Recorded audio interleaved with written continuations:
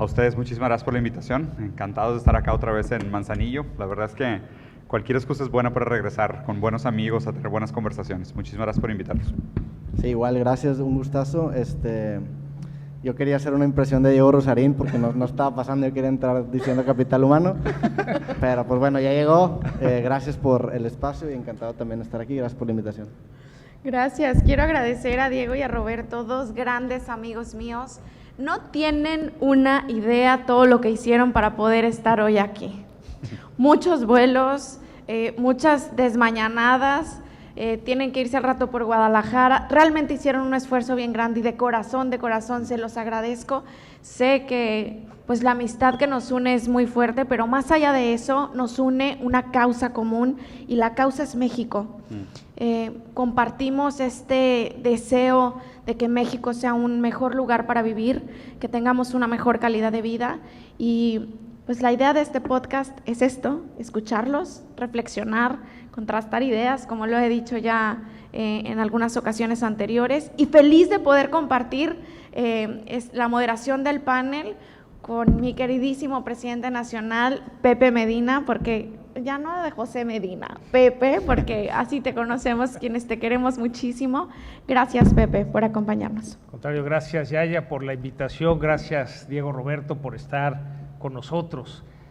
Para nosotros es muy importante el diálogo con los jóvenes, porque ante los grandes desafíos que vemos en el país, a ustedes se les ocurre qué es lo que tenemos que hacer.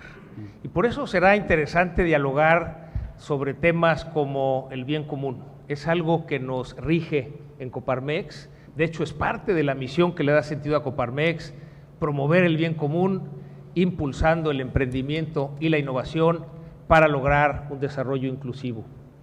Pero también nos interesa reflexionar sobre cómo lograremos una educación de calidad después de un ciclo y medio en donde fue interrumpida esta educación presencial, o cómo lograr justicia para todos en nuestro país, cómo lograr que el trabajo represente esa dignidad, el respeto a la dignidad de las personas.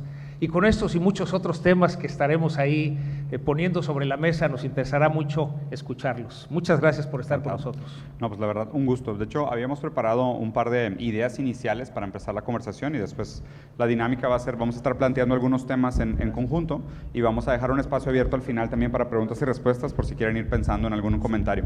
El primer tema que me gustaría poner sobre la mesa, que me parece importante y en alguna manera también como felicitarlos a todos ustedes por darse el espacio en viernes en la tarde, estar aquí platicando estos temas que pues, pueden ser complejos, pueden ser inclusive abrumadores, pero Kant hablaba de la importancia de poner el pensamiento crítico a uso público, porque muchas veces el pensamiento crítico y la razón se instrumentaliza para fines individuales, privados o sectarios, cuando realmente lo que deberíamos de hacer como ciudadanos conscientes es usar la razón y el pensamiento crítico para fines colectivos. Entonces, creo que fomentar este tipo de eventos, fomentar este tipo de encuentros, tener este tipo de conversaciones es un primer paso hacia la reinstrumentalización de la razón para los fines colectivos, los fines sociales. Entonces, eso es lo primero que creo que estaría interesante comentar. Me llama mucho la atención eso que dijiste y quería entender un poquito más esta idea de la razón instrumentalizada para fines personales.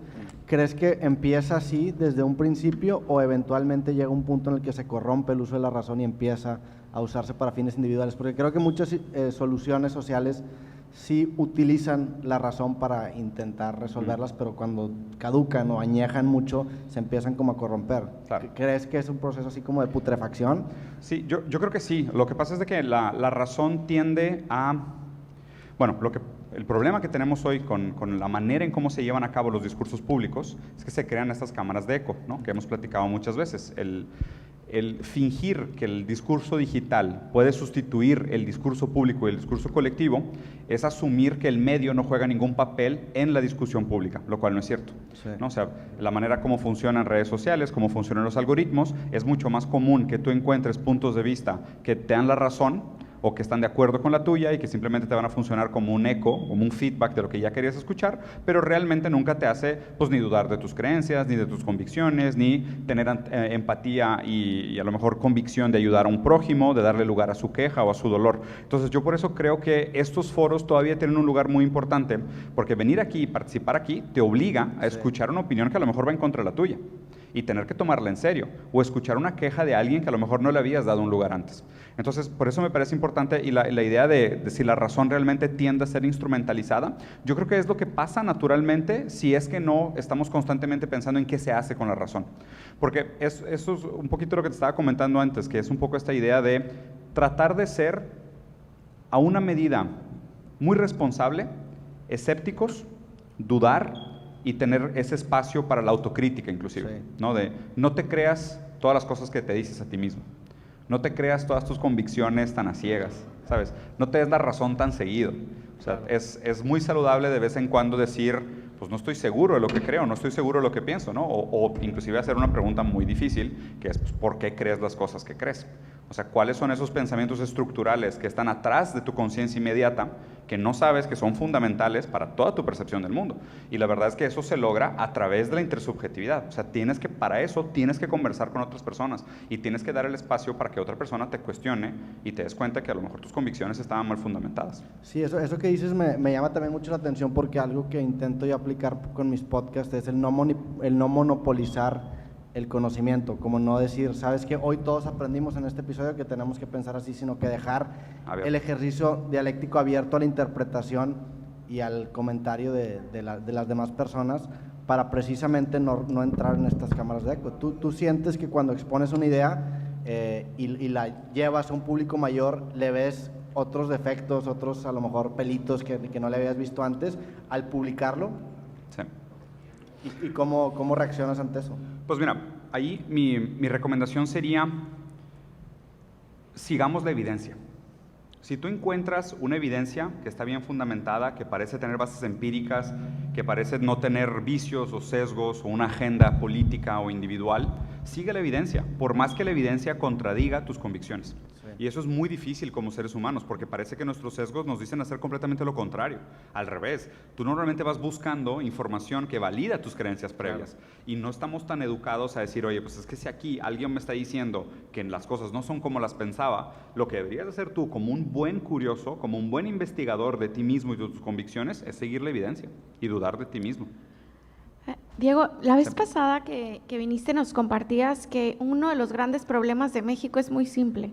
Decimos que en la mesa no se habla de política, de religión y de fútbol. Así es. Entonces, eso nos limita, claro. nos limita a tener un pensamiento más abierto, a aceptar ideas distintas y a poder también cambiar lo que percibimos. Decíamos que necesitamos ir hacia un mundo más colaborativo, más justo, con una mejor repartición de la riqueza, con un acceso general a la educación, al conocimiento, y mi anhelo es que el colectivo tenga un mayor peso que lo privado y lo personal. Entonces, desde ahí, ¿cómo pudieran definir el bien común? ¿Qué es el bien común? Y sobre todo, ¿cómo puedo yo incidir en eso? ¿Qué es lo que cada uno de nosotros o qué peso específico tiene en eso? Ya, pues mira, o sea, desglosando los comentarios que hiciste, porque creo que son varios puntos muy importantes. Primero, o sea, sí, concuerdo mucho con esta idea de, creo que sobre todo nuestra generación sufre mucho de no haber tenido un involucramiento muy necesario más temprano con estos temas tan fundamentales, ¿no?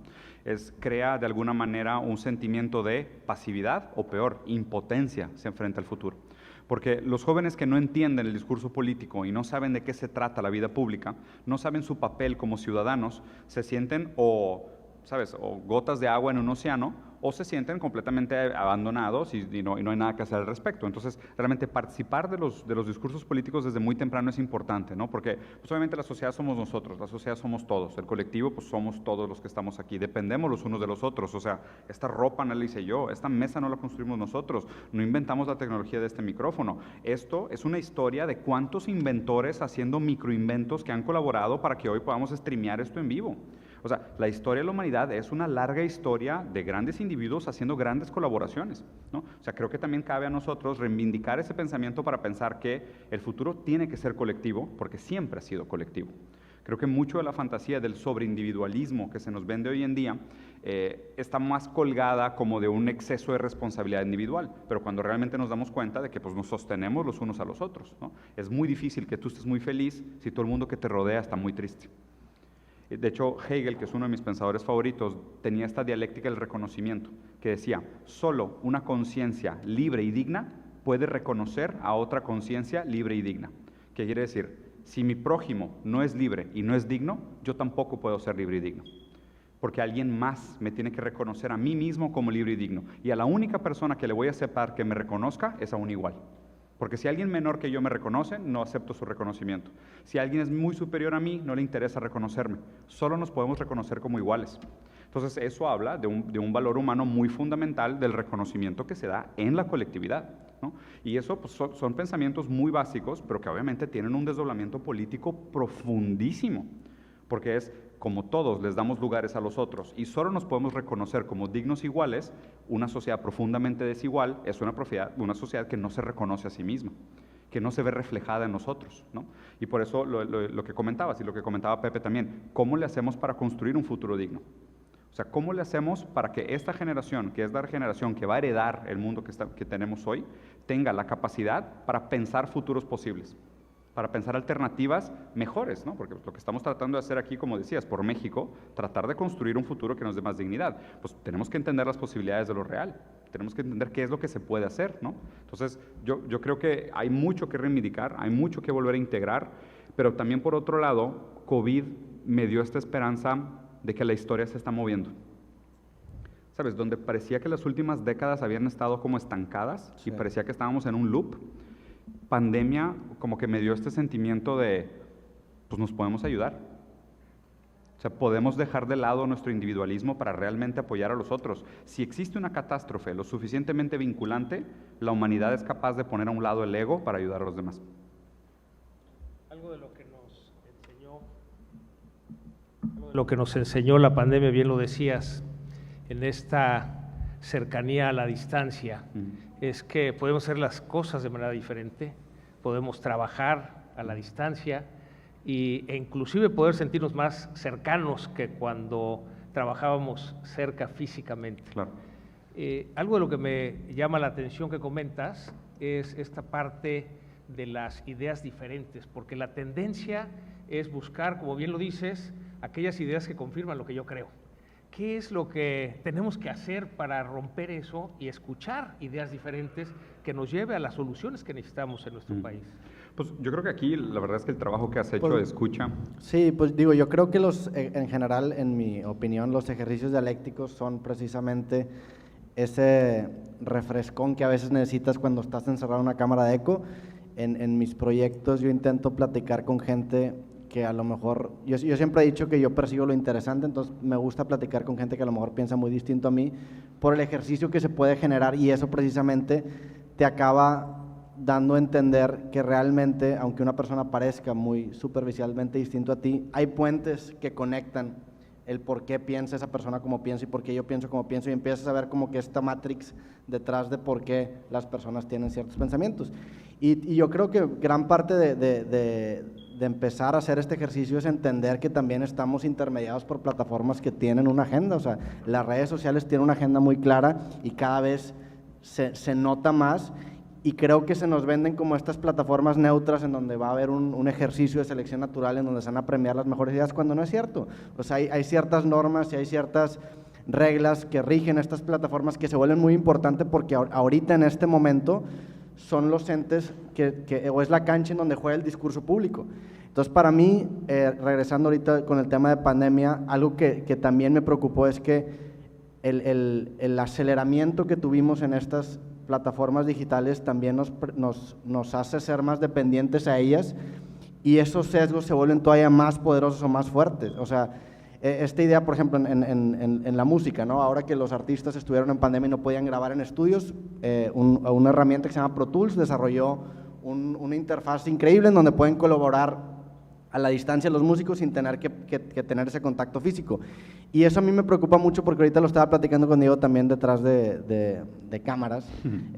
Hablamos sobre qué tanto el realmente hacer cosas en redes sociales impacta la realidad y qué tanto feedback te da de creer que sí lo hace, ¿no? Como que las redes sociales son como que esta maquinita gigante de Las Vegas en donde tienes muchas cosas pasando y corazones y notificaciones y como que te dan este feedback por decir alguna cosa inteligente o alguna cosa provocadora, y eso a su vez te hace como que gastarte o te da como una recompensa inmediata que te impide tomar acción en el mundo real. Entonces es algo que a mí me preocupa porque creo que en estos últimos 2 años hemos visto que el feedback que te dan las redes sociales por decir estas cosas inteligentes es mayor, y eso impide muchas veces el realmente ejercer una acción que trasciende esta plataforma digital, ¿no?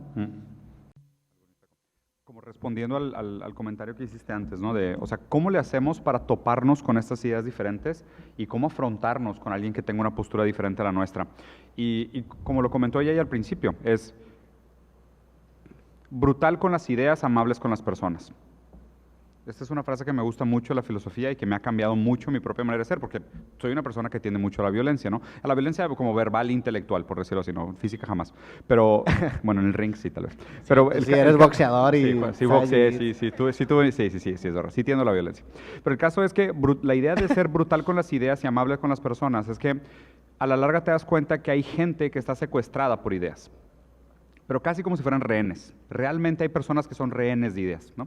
Entonces, cuando te topas con alguien que no tiene la misma postura que tú, y si te das cuenta que es una persona que está muy dogmática con sus convicciones, con sus ideologías, lo tienes que tratar como si fuera síndrome de Estocolmo, como si él estuviera enamorado de una convicción que no es suya.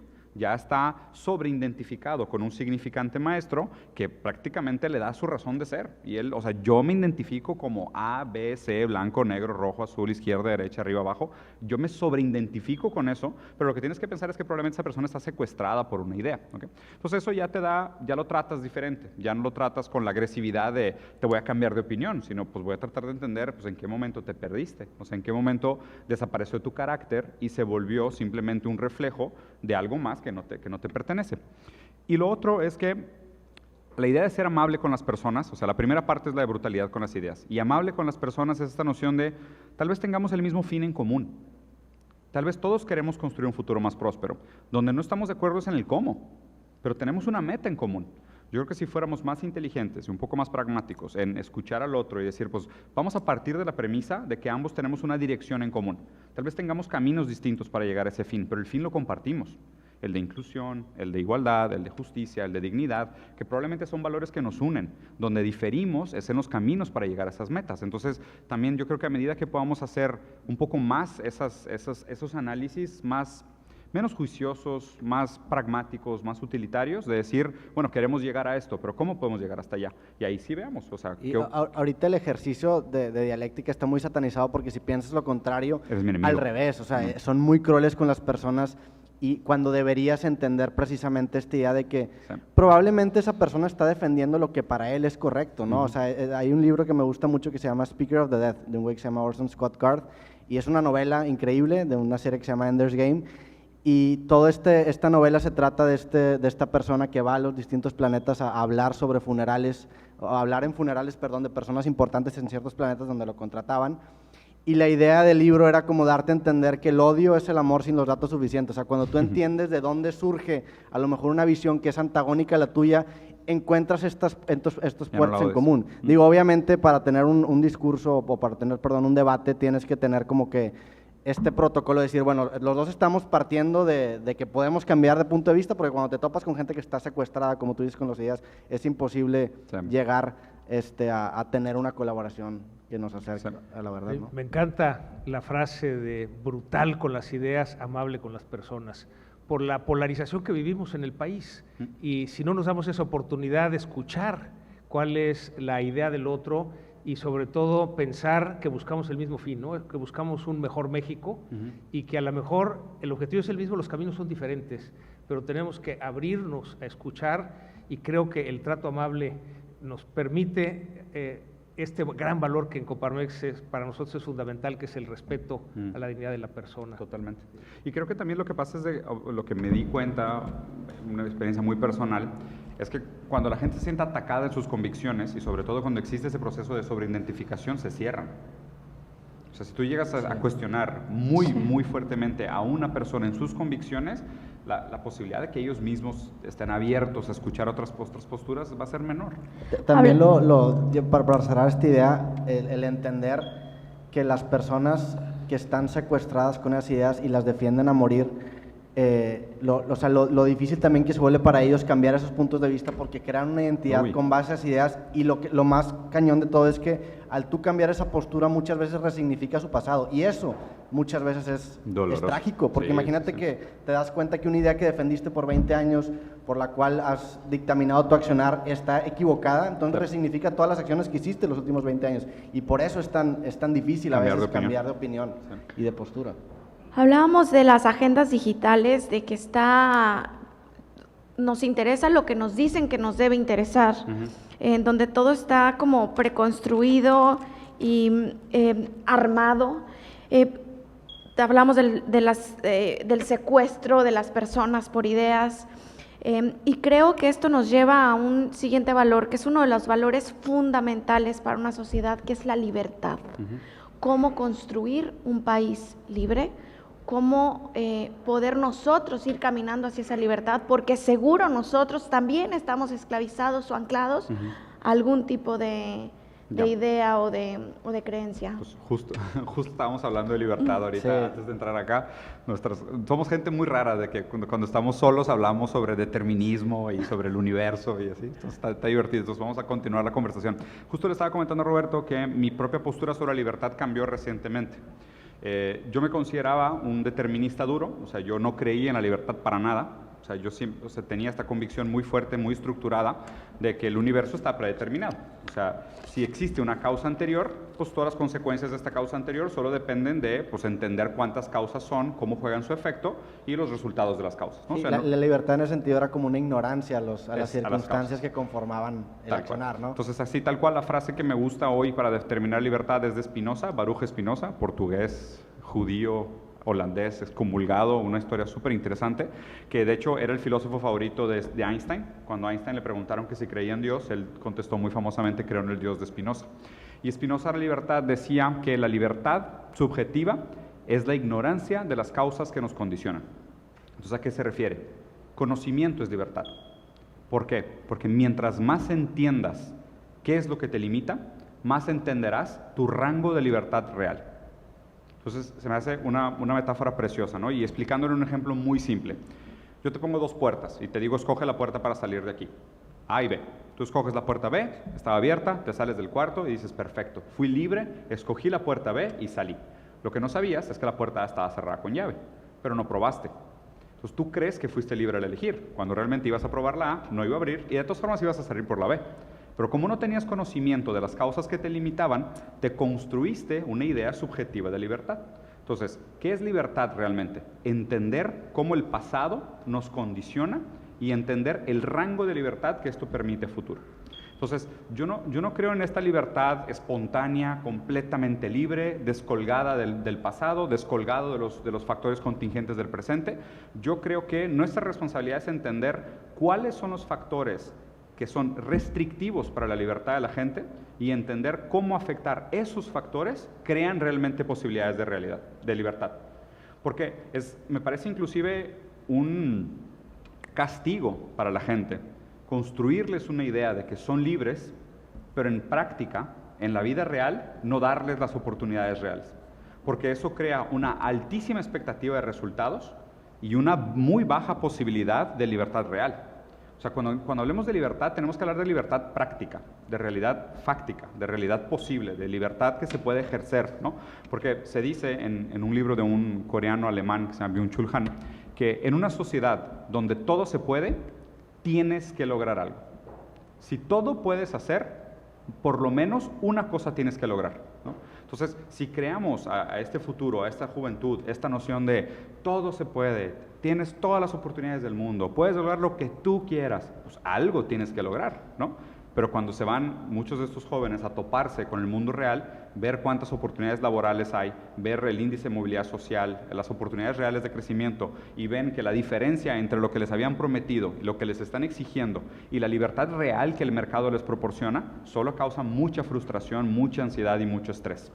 Entonces, concuerdo contigo que la construcción de la libertad es fundamental, pero la construcción de libertad tiene que ir de la mano con el conocimiento, con el entendimiento de las causas que nos limitan. Eso de libertad real, ¿qué tan rápido crees que cambia? Porque muchas veces tenemos esta noción de lo que es libertad, pero está desfasada, ¿no? Sí. Digo, me pasó cuando estudiaba mi carrera, que hice el examen Ceneval, y los conceptos que había eran conceptos que se aplicaban en los 90s y Claro. en los 80s.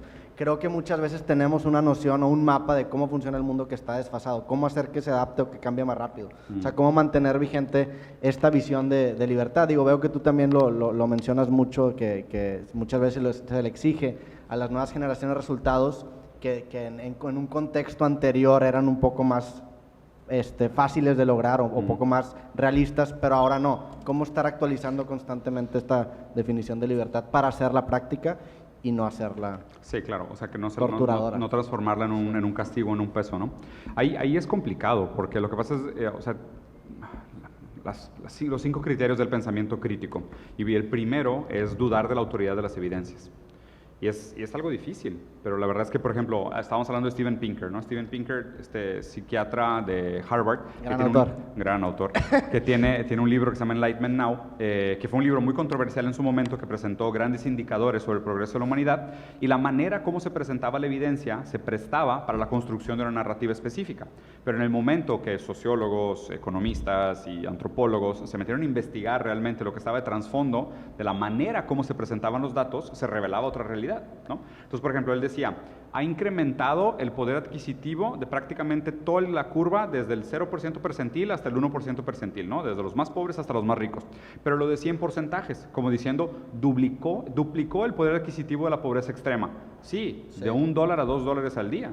Es una técnica que usan también muchos documentalistas, ¿no? Claro. Que si algo sube de 1 a Es 2%, en lugar de 100% decirte, incremento. en lugar de decirte subió 1%, dicen un incremento de 100%. Y estos porcentajes relativos se instrumentalizan para empujar agendas que tienen que ver Ese es el problema. con un fin mayor. Ese es el problema. Entonces, por eso la primera cosa que tiene que hacer el pensamiento crítico es dudar de la autoridad de los datos. Y digo, hemos platicado anteriormente sobre la diferencia del pensamiento crítico con el pensamiento paranoico, perdón.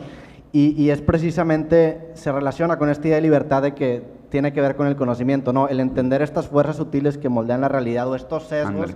por los que estamos aprisionados te permite estar en un nivel superior sobre ellos, ¿no? Si entiendes que las redes sociales, en mi caso, no son una plataforma neutra, ese entendimiento te permite aspirar a una libertad mucho más aterrizada en un fin práctico, ¿no? Exactamente. Sí. Exactamente eso. En esta reflexión que haces de la libertad y ligada al conocimiento, en la realidad que vemos en nuestro país, en donde, puedo decir, hay oportunidades, pero como no hemos podido brindar ese conocimiento, pues realmente no existen. O sea, podríamos decir que el talento está distribuido igual y equitativamente, pero las oportunidades no. Sí, correcto. ¿Qué podemos hacer diferente para cerrar ese gap? Mira, ese tema me parece sumamente importante. Yo, por ejemplo, yo soy en contra de las políticas de redistribución. O sea, yo estoy fundamentalmente en contra de las políticas de redistribución, porque me parece que el problema de la desigualdad, de la distribución de la riqueza generada, es un síntoma, no es un problema. ¿Okay? El problema real es la democratización de las fuentes de riqueza. O sea, no deberíamos de buscar ya que el dinero que se generó se distribuye igualmente. No, deberíamos de buscar que todos tuvieran acceso a la creación de valor. Eso resolvería el otro problema. Si tratas de hacer solo políticas de redistribución, causas mucho resentimiento, porque la gente que a lo mejor cree que sí merece el dinero que generó, va a sentir, pues, qué injusticia, que me están imponiendo desde arriba una obligación de una redistribución artificial, cuando lo que deberíamos de buscar es no, esa no es la manera correcta. Ese es un problema secundario, esto es un síntoma del problema. El problema real es quién tiene acceso a las posibilidades. ¿Quién tiene realmente acceso a la generación de riqueza? Y si podemos resolver que el acceso a la democratización de las fuentes de generación de riqueza, el problema de distribución se resuelve solo. O sea, y quitamos muchos de estos temas que la gente tiene esta resistencia de no a las políticas de redistribución, ¿sabes? No al pensamiento de papá Estado se hace cargo de encontrar la justicia, entonces le quita a los que tienen mucho para dar a los que tienen poco. Es que ese no es el problema. El problema es por qué los que quieren generar no tienen acceso a fuentes de generación de riqueza. O sea, por qué están monopolizados los canales de generación de riqueza y se quedan en las mismas manos durante 30 generaciones, y la gente que a lo mejor tiene talento no tiene acceso a ellas, ¿no? Hay una frase que repito mucho, que desde la primera vez que la escuché me rompió el corazón, que es una persona que fue nominada a un premio Nobel, dijo: no me impresiona tanto la inteligencia de Einstein, me preocupa la cantidad de niños con el mismo talento que nacieron y murieron en pobreza extrema sin nunca haber agarrado una calculadora. Entonces, o sea, si pensamos realmente que todos tenemos diferentes talentos que bajo las condiciones materiales correctas podrían desarrollarse para ser un individuo altamente valioso para la sociedad, nuestra responsabilidad es crear esas condiciones materiales para que todos puedan ejercer su mejor intención de participar activamente en la construcción de un horizonte futuro. Si nosotros privamos a los individuos de ejercer su valor sobre el mundo y después los condenamos a la miseria, a la falta de oportunidades, pues te van a caer en el populismo y te van a decir que quieren redistribución, porque no tienen alternativa. Pero ese no es el problema está antes. Entonces, o sea, me gusta mucho tu pregunta, me parece fundamental. Yo creo que el ataque o el foco y aquí conecta a lo mejor un poco con el tema de educación que hablábamos antes, ¿no? Porque tendemos a sobrevalorar el valor que tiene la educación para cambiar el futuro, ¿no? Y a ver, yo soy una persona que soy fan de la educación, hablo 5 idiomas, leo casi un libro por semana, o sea, me gusta mucho estudiar, soy muy geek, soy muy curioso. Pero hay un límite a la educación, lo que la educación puede hacer. De hecho, hay muchos estudios hoy en día que dicen que, al contrario de lo que se pensaba, no es que la educación dé riqueza, es que la riqueza da educación. Ese es un problema muy grande. A medida que las personas tienen mayor opulencia, mayor bienestar, mayor tranquilidad y tienen un estilo de vida que no tienen inseguridad de alimentos, no tienen violencia en el hogar, sus papás están en casa y los pueden apoyar con la tarea, esos niños son los que aprenden. Pero entonces, de hecho, la estadística tal cual es esta: un niño en condición de vulnerabilidad, o sea, que no tiene familia completa, violencia en el hogar, no tiene salubridad básica, ese niño o niña que vive en condiciones de miseria o de pobreza extrema no aprende 7 de cada 10 cosas que le enseñas. ¿Por qué? O sea, ¿por qué? Porque estás en una mentalidad de supervivencia todo el tiempo. O sea, tu cerebro está condicionado a tomar decisiones de urgencia todo el tiempo y tomas pésimas decisiones. Entonces, bueno, es casi como si dijeras, bueno, es que le tengo que echar agua a una tina, pero la tina está agujerada. Entonces, ¿qué hago? Le echo más educación a los niños, pero si no tienen condiciones de seguridad, no aprenden. Entonces, ¿de qué me sirve forzarles educación para decir que pues ya te eduqué y ahora tú haz y cambia el mundo y busca tus oportunidades, cuando están en condiciones tan vulnerables que no son ni siquiera capaces de retener lo que les estamos enseñando? Entonces, aquí sí es un tema de huevo y gallina, y claramente el problema es, si no tienen una condición de vida mínimamente digna, la educación se le va literalmente entre los dedos. O sea, primero darles de comer y luego enséñales. De hecho, así, la frase es exactamente esta: es mucho más fácil aprender a pescar cuando no tienes hambre. Sí, se vuelve como pues esta representación de Maslow en su pirámide, ¿no? Claro. Que no puedes identificarte con las necesidades del nivel arriba si no tienes las de abajo saciadas. Es imposible estar pensando en necesidades de autorrealización cuando tienes hambre o cuando no tienes dónde vivir, ¿no? Y bueno, retomando el tema de las redes sociales, y ahorita vi que mencionaste mucho que hay muchas políticas que atacan síntomas y no realmente los problemas de fondo. ¿Qué tanto crees que afecta el tener esta plataforma como redes sociales que nos intermedia para poder precisamente propagar este tipo de mensajes simples? Porque creo que uno, al tener un cierto formato que se vuelve viral, o al tener un cierto formato que sabes que se va a compartir, eso obliga muchas veces a reducir ideas muy complejas en cosas de microondas, como tú dices. Y yo me acuerdo que cuando te conocí justamente, que apenas estabas empezando en redes, ese era tu dilema principal, de que no, es que yo no quiero resumir lo que a mí me tomó 6 horas leer en un video de 3 minutos. Hablando ya de soluciones o políticas públicas, ¿cómo encontrar una síntesis entre el formato para que se propague y tampoco caer en la sobresimplificación? ¿Es responsabilidad de la gente que lo consume o del creador que lo está haciendo? Antes de hablar de responsabilidad, voy a ser un poco más maquiavélico en tratar de hacer como un metaanálisis de la plataforma en sí, ¿okay? Siempre que hablamos de medios o de comunicación sobre estos indicadores, sobre política, sobre sociedad, sobre economía, sobre ideología, La comunicación la hacen los medios a grandes rasgos, ¿ok? Y siempre que pensamos en medio tienes que pensar que alguien paga la tinta. Y es terrible, pero porque la verdad es que, pues, o sea, si los medios son propiedad del Estado, pues claramente van a tener una agenda ideológica que fomenta los intereses del Estado. Si los medios son privados, son un modelo de negocio. A lo mejor son más imparciales, pero alguien tiene que pagar la tinta, ¿no? Entonces, pues por lo menos tienen que tener patrocinadores. Entonces, ahí existe como un proceso de filtro natural de cuáles son aquellas agendas que se promueven, pero muy orgánicamente. O sea, no lo estoy diciendo como, es que hay un consejo malvado que define qué es lo que se dice. Sí, lo estamos viendo como una fuerza sutil, no como una fuerza hegemónica. Exactamente, ¿no? Que es lo que platicamos. Es importante para que la gente no caiga en teoría conspiranoica. La diferencia entre teoría conspiranoica y teoría crítica es que la teoría conspiranoica sobreatribuye la fuerza que condiciona y la teoría crítica encuentra las sutilezas de las fuerzas que condicionan. Entonces, es decir, claro, el dinero tendenciosamente dicta lo que se dice y no se dice en los medios, pero no lo determina todo, ¿sabes? O sea, es importante entender esas sutilezas, ¿no? Entonces, pues, hablando específicamente, bueno, ¿cómo le podemos hacer para tener plataformas de comunicación que sean más dignas, más transparentes, más prácticas, más útiles, menos tendenciosas en cómo se hablan de esas cosas como educación, dignidad, bienestar, construcción de futuro, política y demás? Bueno, ahí me parece que la descentralización viene a trabajar a nuestro favor. Plataformas como, o sea, creación de videos en YouTube. Sí. Porque antes, si tú dependías de crear un video y encontrar un patrocinador para este video, tú sabes que el contenido iba a tener que estar prácticamente sesgado a lo que el patrocinador quisiera patrocinar, Sí. ¿no? O sea, tenía que alinearse ideológicamente con sus valores. Como las plataformas de redes sociales descentralizan ese proceso de financiamiento, tú no sabes quién está patrocinando tus videos.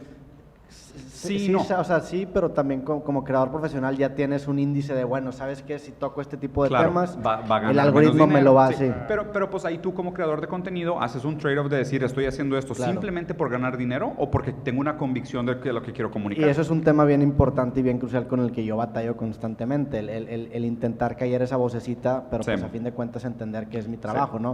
O sea, la utopía sería... Pues que no te decir solo importara. aquellas cosas que te dieron orgullo. Sí, sí, sí. Sí. Hablaban en un video, justo ustedes en un creativo, en donde decían, mencionaban los problemas del capitalismo y decías que los problemas del capitalismo es lo peor del capitalismo y justo era este tema, o sea, cuando algo se monetiza, pierde su valor.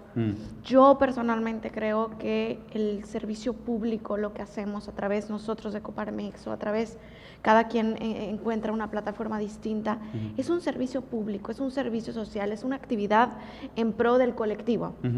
Entonces, ¿cómo encuentras esta fina línea? Roberto muy honestamente dice, pues la neta es que yo sí, pues de repente no sé qué hacer, porque sí sé qué vende más. Claro.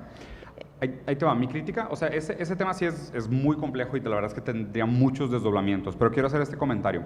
Lo que la gente tiene que empezar de este comentario es, no es que no exista un consumo ético bajo el capitalismo, es que bajo el capitalismo no existen productos éticos, ¿ok? ¿A qué me refiero con este?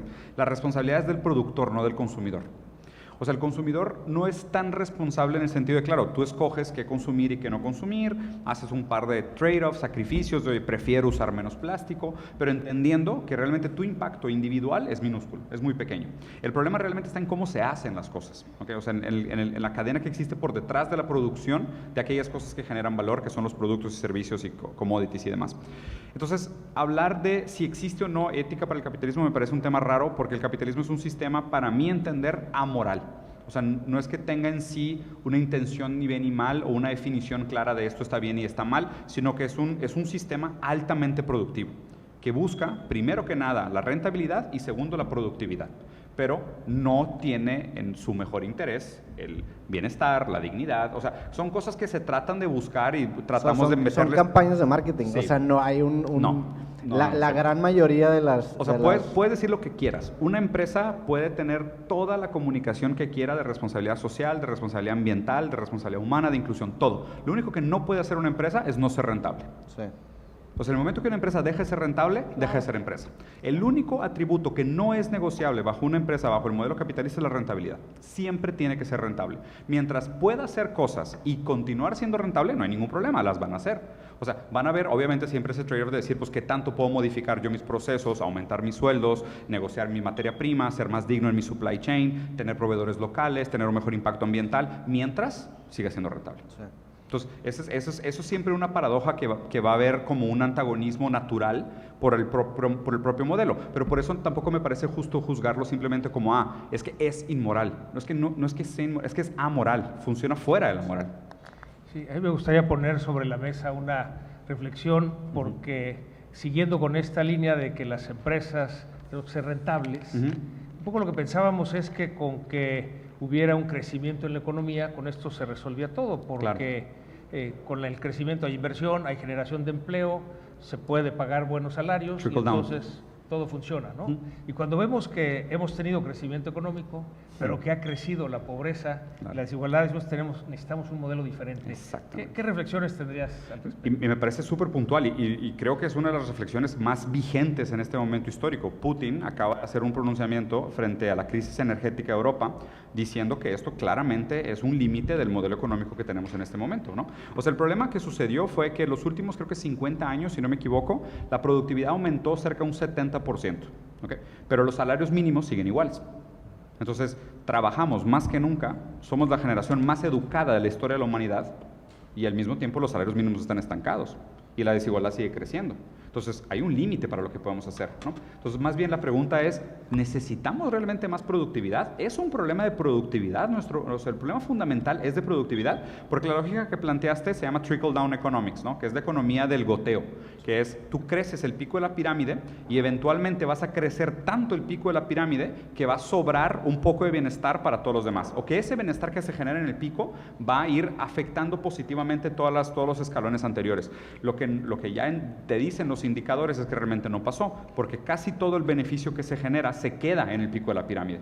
O sea, no es como la torre de botella o de vasos que le echas al primero y se llena el primero y se empiezan a ir los de abajo. No, el vaso de arriba se hace más grande. Y también es esta idea en el que el sistema está hecho de forma en que la competencia exija que las empresas se comporten de esa manera, porque si te metes en la parte moral, el mismo sistema te va a acabar con base a competencia echando para abajo. Entonces, dentro de ese sistema está creado con esa idea, ¿no? Sí, y es mucho esta idea de la cuantificación del éxito. O sea, creo que ahorita vivimos en una sociedad en la que el éxito está hipercuantificado. Digo, en tema de empresas hablamos de rentabilidad, de productividad. En tema de redes sociales hablamos de números. De visitas. O sea, todo está cuantificado. Y entramos en esta idea de que sí, creemos que cuando el éxito llegue para una empresa se va a caer hacia abajo, pero realmente con esta misma mentalidad que te llevó a ese éxito vas a aplicarlo internamente y vas a acabar haciéndolo lo más rentable. Y ahí los indicadores son claros, o sea, la misma manera que comentaba, ¿no? O sea, la productividad en los últimos 50 años aumentó 70% a nivel mundial, los salarios mínimos ajustados a poder adquisitivo están prácticamente iguales y el sueldo de los CEOs incrementó 1200%. Sí.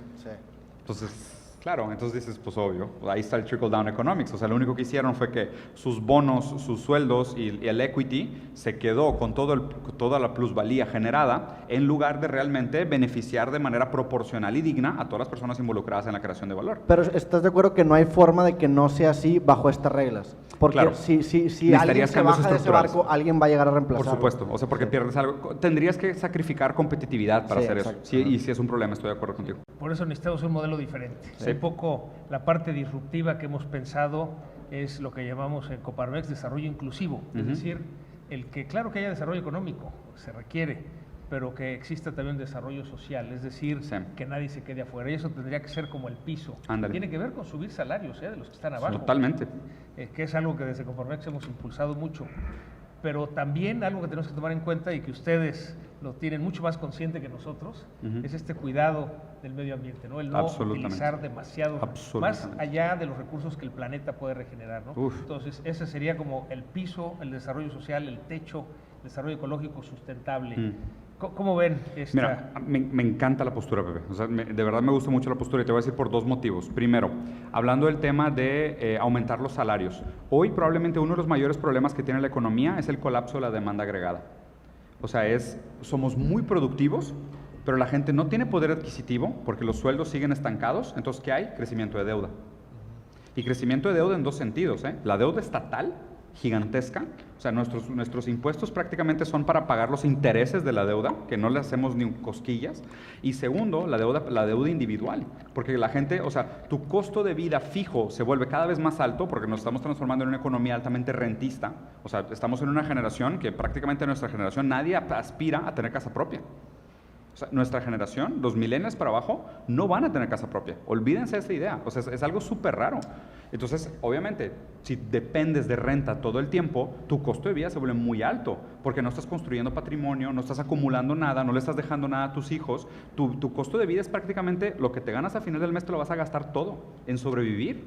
Entonces no hay poder adquisitivo. Qué raro que seamos altamente productivos y no tengamos dinero para comprar lo que producimos. Eso provoca una frustración absurda, lo cual conecta directamente con lo que decías después.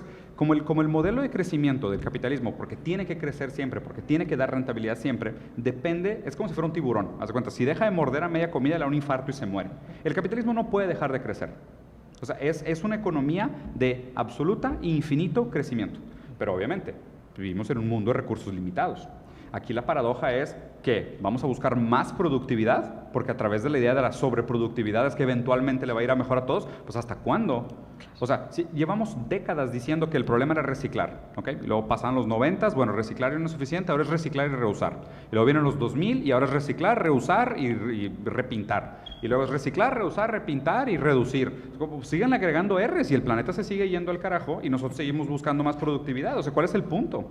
¿No? O sea, yo creo que justo y aquí hay muchas alternativas. Está la economía hedona, está la teoría decrecionista. O sea, hay alternativas económicas en el sentido de economías planeadas, centralizadas. O sea, alternativas hay.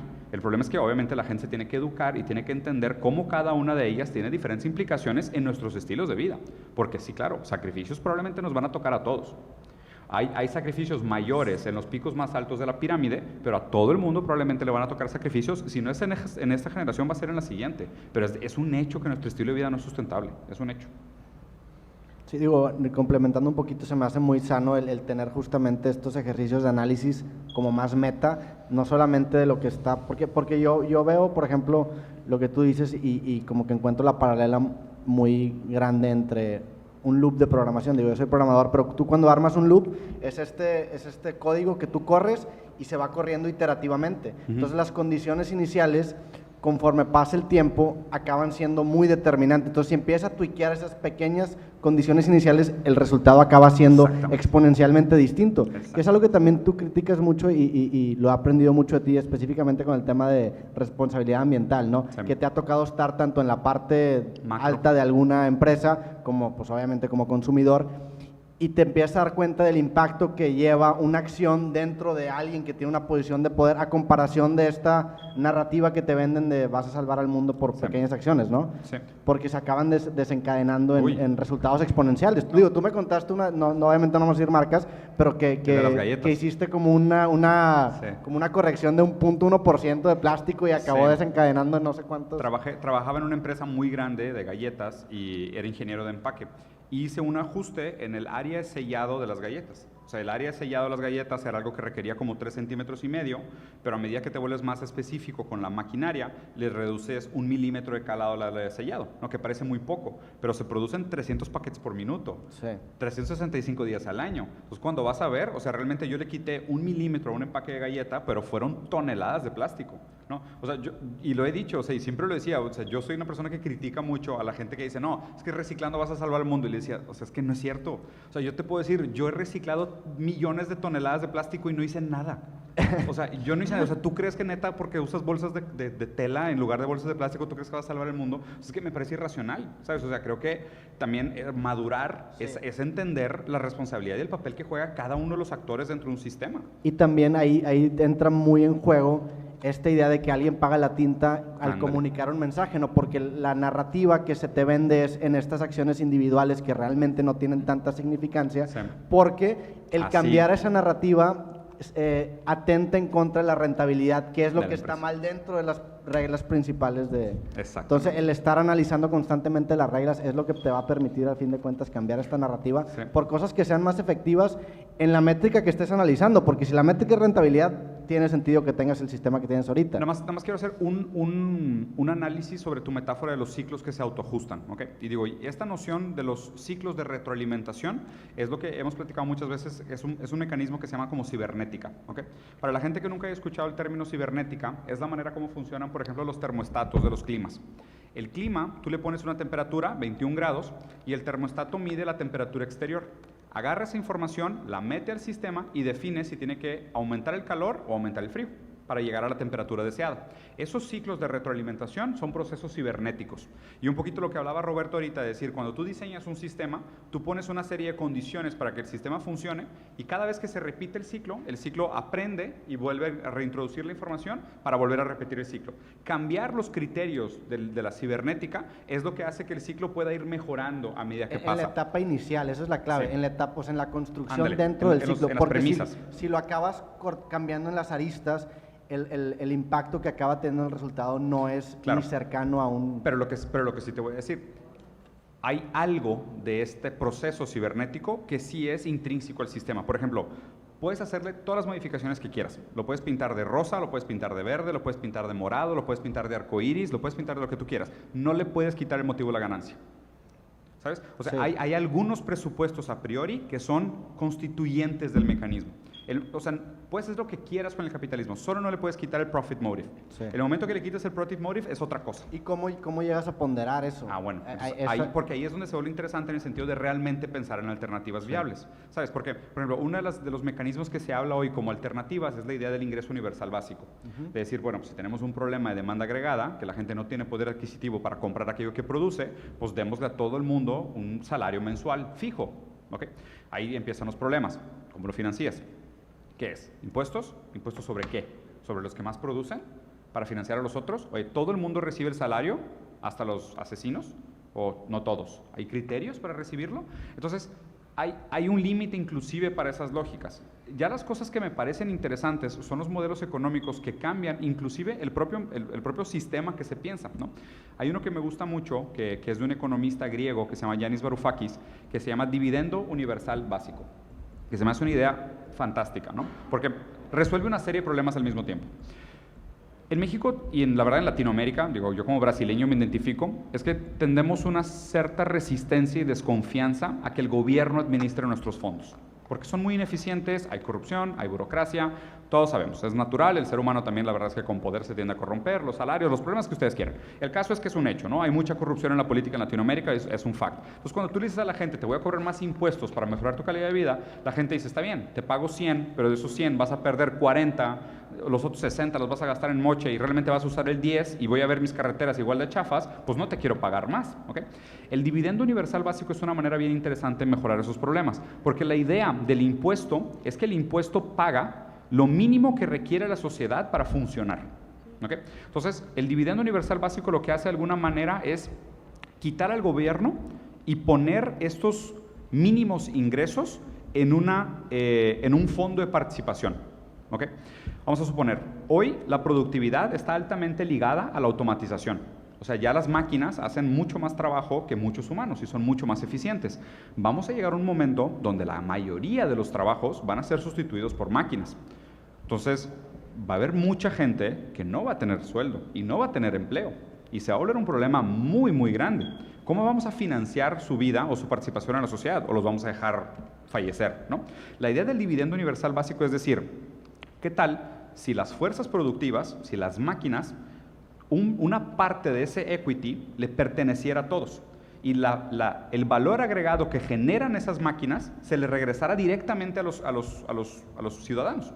Entonces, en lugar de yo pagar un 10% al Estado para que el Estado use ese 10% para tener la sociedad funcionando, ese 10% de toda la industria de una región va a un fondo y ese fondo redistribuye a cuentas de todos los ciudadanos. ¿Por qué? Porque tiene que ver con mantener la sociedad funcionando. No porque, o sea, lo que la gente no entiende de los impuestos es que son necesarios porque usamos las calles, usamos el alumbrado público. O sea, por más malo que esté, lo necesitamos. Aún las camionetas de Amazon que vienen a distribuir paquetes usan tus calles y usan tu alumbrado público y requieren bomberos y policías para que la sociedad funcione. La idea de pagar impuestos es pertenecer a la sociedad. El problema que tenemos es que pensamos que el uso de nuestros impuestos es muy ineficiente y en Latinoamérica sí lo es. Entonces, estas iniciativas como dividendo universal básico se me hacen muy inteligentes porque además también usan cosas como blockchain, Sí. ¿sabes? Transparencia de datos, o sea, que son cosas que a lo mejor en el pasado era impensable. Pero ¿qué tan hoy en día utópica ya. ves la implementación? Porque obviamente Sí. protocolos como blockchain en un sistema democrático sería, o Uy. sea, serían seguros Transformacional. programacionalmente hablando, pero Sí. también es el gap de implementación es Sí. muy grande, incluso en países más desarrollados. Pero imagínate una cosa como blockchain ahorita en presupuesto público. Sí. Volteando a ver hacia la empresa, A ver. no a las políticas públicas. Sí, totalmente. En esta realidad de la pobreza que hay, la desigualdad, Sí. la pobreza educativa, la pobreza alimentaria, Sí. la pobreza patrimonial. Un poco lo que estamos desarrollando en Coparmex es la empresa como vehículo del cambio. Ujú. Sí, por ejemplo, es una realidad que los mexicanos que dejaron la educación formal para incorporarse a la vida laboral pues van a vivir en pobreza educativa. Ujú. Y lo que nos dice Coneval es que pasarán 3 generaciones para Por que lo sean, o menos. sea, ni ellos ni sus hijos, serán sus nietos. Sí. Pero ¿qué pasa si cada empresa toma la responsabilidad con sus colaboradores? Claro. Y ese es un poco el motor que estamos haciendo para realmente producir el cambio desde la empresa hacia afuera. Claro. Claro que la empresa tiene que ser rentable, si no, no podrá hacer eso con sus Si colaboradores. no deja de ¿no? existir, ¿no? Y lo mismo hacia la pobreza de salud, Ujú. a la pobreza patrimonial, o sea, mucho de lo que tenemos que hacer hacia adentro de la empresa. ¿Cómo lo ven? Ahí o sea, a mí me gusta la convicción y yo creo que es difícil pensar en que tenemos que hacer tomas de decisiones transformacionales porque sabemos que hay un límite de lo que se puede ajustar del sistema existente, pero al mismo tiempo sabemos que si tratamos de frenar el sistema existente e implantar uno nuevo sería catastrófico en muchos sentidos, para mucha gente en un sentido inmediato, ¿no? Entonces, es esta idea de que la revolución siempre va tarde, porque para alguien hoy la vida ya es intolerable. Esta noción es terrible. O sea, tenemos que pensar que para alguien hoy la vida es intolerable. Pues existe una mamá de 5 hijos que perdió a su esposo, que está enferma, que tiene niños que no puede alimentar, que no encuentra empleo, que fue víctima de violencia. Para ella la revolución ya va tarde, o sea, ya es urgente. Entonces nunca podemos estar, o sea, no podemos estar constantemente reajustando y diciendo, no, pues poquito a poquito vamos parchando. O sea, tienes que hacer un cambio transformacional. Entonces, respondiendo a tu pregunta, lo que me preocupa de esta noción, y me gusta la convicción, estoy de acuerdo contigo con la convicción y con la responsabilidad social, me preocupa de alguna forma también la privatización del estado de bienestar, porque esa es una tendencia que ha pasado en muchos países, que es como, oye, pues yo no puedo depender de políticas públicas para estar resolviendo sus problemas, yo me adjudico esa responsabilidad. Entonces yo voy a hacer de alguna manera una versión privada del estado de bienestar. Yo voy a dar salud, voy a dar educación, voy a dar bienestar, voy a dar cuidado, pero pues el problema ahí es la pérdida de las decisiones democráticas. Porque la idea de que exista un Estado representativo central es que pues, todos votan por aquello que les conviene, con todas las fallas que tiene la democracia, que también sabemos que son infinitas, ¿no? Pero invariablemente todavía existe un proceso democrático en definir cuáles son los temas que requieren presupuesto. Cuando hay una privatización del Estado de bienestar, realmente es la empresa la que define dónde se invierte. Y ahí se sacrifica un poco el proceso del proceso democrático. Que aquí te voy a decir otra frase súper repulsiva, pero que es muy real. Un muy buen dictador puede ser mejor que una muy buena democracia. Terrible. Es terrible. Es una frase terrible, pero es cierta. Sí. O sea, a lo mejor un muy buen autoritario, o sea, un muy buen líder, podría ser más funcional que una mala democracia. Es pésimo escuchar esto. Pero el problema es que nuestra democracia está tan dañada que estamos cayendo en manos de muchos, no dictadores, pero pues regímenes de alguna manera pseudo-autoritarios, que prefieren quitarle el poder democrático y tomar decisiones en sus propias manos. Entonces, yo lo veo como muy buenas intenciones, pero invariablemente son soluciones parciales que tienen un límite. O sea, de nuevo creo que son soluciones paliativas. Mientras no entendamos que hay un límite para lo que podemos ajustar dentro de este ciclo que se está repitiendo, y invariablemente en algún momento vamos a tener que decir, pues te vamos a tener que pensar algún tipo de postcapitalismo, que hay muchas alternativas, pues vamos a seguir viviendo bajo los límites de lo que se marca en este régimen. Sí, creo que son primeros pasos que se dan, sí, pero siempre pensando en ajustar, progreso, ¿no? Porque, como tú dices, el cambiar completamente un sistema en este momento traería consecuencias catastróficas, sí, y el cambio tiene que ser incremental, tiene que empezar a hacer con pequeñas acciones. Sí. Gracias. Bueno, pues yo estoy encantada porque no sé si ya se dieron cuenta y voltearon a su alrededor cuántas generaciones diferentes estamos hoy aquí. Sí. Entonces, creo que eso habla muy bien de nosotros. los que estamos aquí, los que estamos atendiendo esto. Ha sido una gran conversación y me encanta porque yo creo que todas las generaciones debemos aprender a interactuar y ahí está la riqueza. Gracias, Pepe Medina, gracias, Diego, gracias, Roberto.